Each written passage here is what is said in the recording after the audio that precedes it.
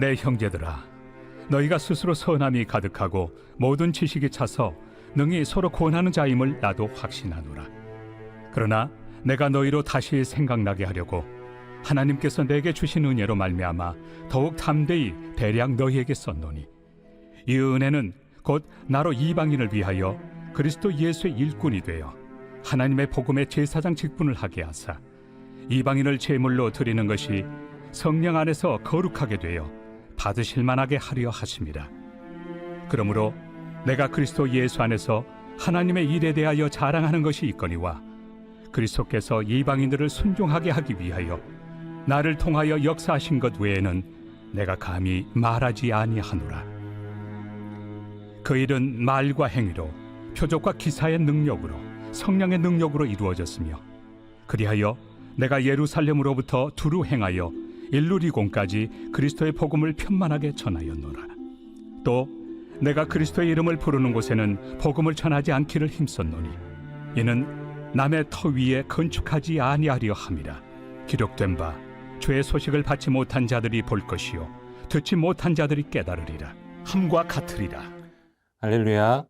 오늘 말씀을 통해 우리가 하나님의 사랑을 다시 기억하고 우리의 신앙이 본질을 회복하는 은혜의 시간 되기를 주님의 이름으로 축복합니다.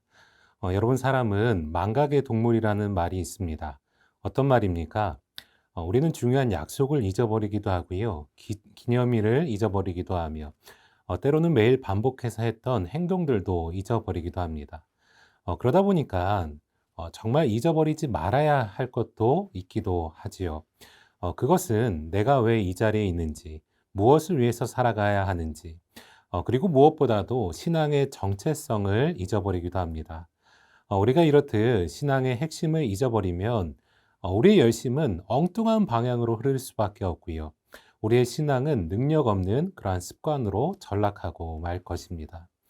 오늘 우리가 읽은 말씀은 로마서 15장 말씀입니다. 여기서 바울은 로마서를 쓴 이유에 대해서 밝히고 있는데 15장 15절에 보시면 내가 너희로 다시 생각나게 하려고 이 편지를 썼다라고 말하고 있습니다. 로마 교회는 자생적으로 생겨난 공동체였기 때문에 바울이 세운 교회도 아니었고요. 바울은 이러한 로마 교회를 방문하고자 여러 번 노력했으나 그 길이 막혀서 방문할 수도 없었습니다. 그래서 바울은 이러한 로마 교회를 온전히 세우기 위해서 편지글을 작성했던 거죠. 그런데 그 내용은 로마의 성도들이 몰랐던 새로운 사실을 가르쳤던 것이 아니라 그들이 이미 알고 있지만 혹시나 잊어버렸을지도 모르는 신앙의 가장 중요한 핵심들을 다시 일깨워주기 위함이었다라는 것입니다.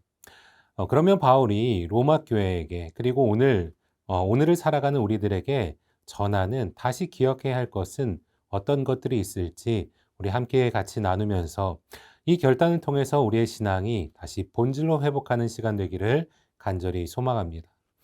첫째로 우리는 예수께서 우리의 그리스도이심을 기억해야 합니다.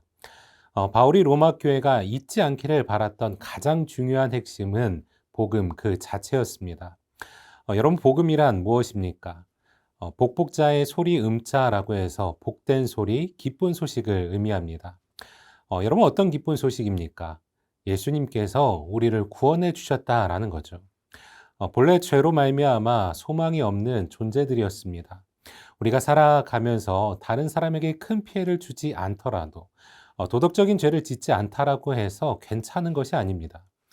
성경은 우리 안에 있는 죄성, 즉 하나님을 떠나 내 마음대로 살고 싶어하는 그 마음만으로 우리는 하나님의 심판을 피할 수 없는 존재라고 말하고 있습니다. 그런데 그런 우리를, 아무런 자격 없고 소망 없던 우리를 예수님께서 구원해 주셨다라는 것이 바로 복음의 핵심입니다. 우리가 무엇을 해서가 아닙니다. 우리가 어떻게 하면 이 구원을 받을 수가 있습니까? 네, 단지 예수님을 나의 구원자로 믿기만 한다면 그 믿음 하나를 보시고 우리를 값없이 선물로 구원해 주시는 것이 바로 복음입니다. 바울은 로마 교회가 이 기초 위에 서 있기를 바랐습니다. 다른 어떤 신학적인 지식이나 종교적인 열심보다도요, 이 단순하고도 위대한 구원의 복음을 잊지 않기를 간절히 바랬던 것입니다. 여러분, 이것은 우리도 마찬가지입니다. 우리도 이 복음을 다시 기억할 수 있어야 합니다. 예수님께서 나의 구원자 되어주신다라는 것, 나의 노력이 아닌, 나의 능력이 아닌 오로지 예수 그리스도의 은혜로 말미암아 구원받았음을 다시 한번 되새길 수 있는 사랑하는 우리 모든 상당의 성도들 되시기를 주님의 이름으로 축복합니다. 둘째로 우리는 하나님의 일꾼으로 부름받았음을 기억해야 합니다. 16절의 말씀을 같이 읽겠습니다.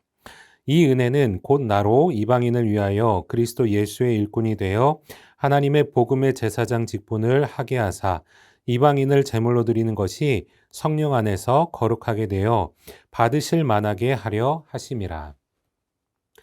16절 말씀을 보시면 바울은 자신이 누구인지를 분명히 밝혀주고 있습니다. 그는 자신을 예수의 일꾼이자 복음의 제사장으로 정의했습니다. 우리는 세상 속에서 수많은 이름표를 달고 살아갑니다. 회사에서는 직급으로 불리고요. 가정에서는 누군가의 아빠, 엄마, 그리고 자녀로 불리고 있습니다. 세상은 우리가 가진 소유나 사회적인 지위로 우리의 가치를 평가하고 그리고 그것에 맞춰서 이름표를 붙여줍니다. 그런데 이러한 세상의 기준에 있어서 누구보다도 탁월했던 사람이 바로 사도 바울이었습니다. 그는 태어날 때부터 로마 시민권을 가졌고요. 당대 최고의 석학이었던 가마리엘의 문화에서 공부를 했습니다. 그리고 학문의 도시였던 길리기아 다소 출신이 바로 바울의 출신지였습니다. 그야말로 최고의 스펙을 자랑할 수 있는 사람이 바울이었던 거죠. 그러나 그러한 바울이 로마 교회 성도들에게 자기 자신을 소개할 때 그 화려함을 내세우고 있습니까? 네, 아닙니다. 그는 그 모든 것을 뒤로하고 오늘 16절의 말씀처럼 오직 하나의 이름표를 내미고 있습니다. 바로 예수 그리스도의 일꾼이라는 거죠. 이것이 바울의 본질적인 정체성이었습니다. 그는 이것이 세상이 주는 그러한 탁월한 이름표보다 가장 큰 영광과 그리고 자랑으로 여겼던 거죠. 하나님은 오늘 우리에게도요, 전혀 다른 이름표를 붙여주고 계십니다. 우리의 진짜 정체성은 바로 그리스도 예수의 일꾼입니다. 구약의 제사장이 백성과 하나님 사이의 다리가 되었듯이 우리도 세상과 하나님을 잇는 그러한 복음의 제사장으로 우리를 불러주셨습니다. 우리가 서 있는 가정이, 우리가 일하는 그러한 직장이 하나님께서는 우리를 일꾼으로 세우신 거룩한 사역지입니다. 그곳에서 사람들의 필요를 위해서 우리는 기도하고 하나님의 사랑을 삶으로 보여주는 것이 바로 우리의 역할이자 직분인 것입니다. 그러므로 오늘 우리가 세상이 우리에게 붙여준 직함이나 역할이 아닌 하나님께서 불러주신 그리스도의 일꾼이라는 나의 진짜 정체성을 다시 기억할 수 있기를 바라고, 그리하여서 그 사명을 기쁨으로 잘 감당하는 우리 모두가 될 수 있기를 간절히 소망합니다.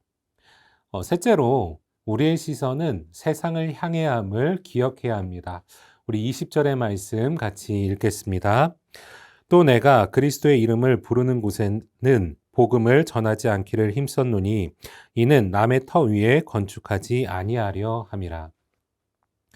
20절 말씀을 보면 바울의 시선은 늘 교회 안이 아닌 복음이 없는 교회 밖을 향해 있음을 알 수 있습니다. 왜냐하면 이것이 우리를 구원하신 하나님의 마음이기 때문입니다. 우리가 너무나도 잘 아는 말씀, 요한복음 3장 16절을 보면 하나님은 교회를 이처럼 사랑하사라고 말씀하시지 않습니다. 대신에 무엇을 사랑하신다고 하십니까? 네, 그렇죠. 세상을 이처럼 사랑하신다라고 하십니다. 여러분, 교회의 존재의 목적은 우리끼리 평안함과 안락함을 누리는 것이 아니라 하나님이 그토록 사랑하시는 세상을 향해서 나아갈 수 있어야 합니다. 교회는 은혜의 저수지가 아니라 은혜의 수로가 되어야 한다라는 말이 있습니다. 저수지는 물을 가두어 두기만 하기에 결국엔 그 물이 썩게 되지만 여러분, 수로는 물을 흘려보내 주변의 땅을 비옥하게 만들어줍니다. 우리가 받은 구원의 은혜와 사랑을 여러분, 우리는 우리 안에 가두어 두기만 한다면 우리의 신앙은 생명을 잃고요, 정체될 수밖에 없습니다. 그러므로 우리는 어떻게 해야 하겠습니까? 나에게만 머물러 있던 그러한 시선을 세상 가운데 돌려 하나님께서 사랑하시는 세상을 바라보기를 결단할 수 있어야 합니다. 내 주변에 믿지 않는 한 사람을 마음에 품고 기도하고 우리의 작은 친절과 사랑을 베풀어 기회가 될 때 복음을 전하는 복의 통로로 살아갈 수 있어야 합니다. 이제 말씀을 맺으려고 합니다. 바울은 로마 교회 성도들에게 다시 생각나게 하고 싶었던 신앙의 핵심들이 있었습니다. 그것은 예수 그리스도가 우리의 구원자이심을 기억하라는 것이고 그 은혜로 하나님의 일꾼이 되었음을 기억하라라고 하였으며 그리고 우리의 시선을 돌려 복음이 전해지지 않는 세상을 기억하라라고 말씀하십니다. 오늘 사랑하는 우리 상당의 모든 성도들이 로마 교회 성도들처럼 지금껏 잘 해오셨겠지만 그럼에도 우리가 다시 기억해야 하는 신앙의 본질과 정체성을 생각하며 이것을 마음에 새기고 이 진리대로 매일의 삶을 살아내시는 사랑하는 우리 모든 상당의 거룩한 성도들 되시기를 주님의 이름으로 축복합니다. 기도하겠습니다.